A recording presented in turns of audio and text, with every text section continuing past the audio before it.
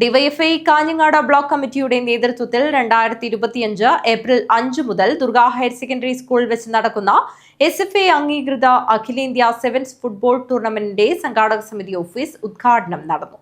കാഞ്ഞങ്ങാട്ട് വെച്ച് നടന്ന ചടങ്ങ് മുൻ ഇന്ത്യൻ ഫുട്ബോൾ താരം CK വിനീത് ഉദ്ഘാടനം ചെയ്തു.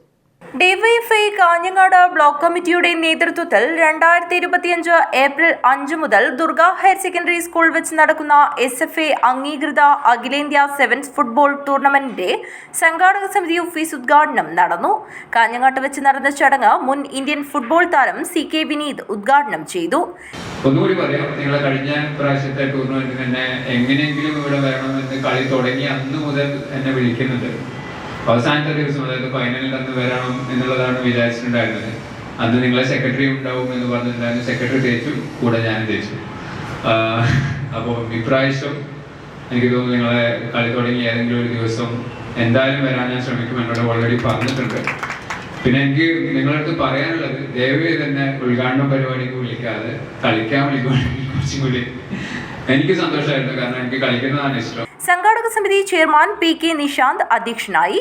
K Sabeesh, Shivaji Vellikoth, MK Vinod Kumar, N Priyesh, Vipin Ballath എന്നിവർ സംസാരിച്ചു. V ഗിനീഷ് സ്വാഗതം പറഞ്ഞു. News bureau, Kanhangad.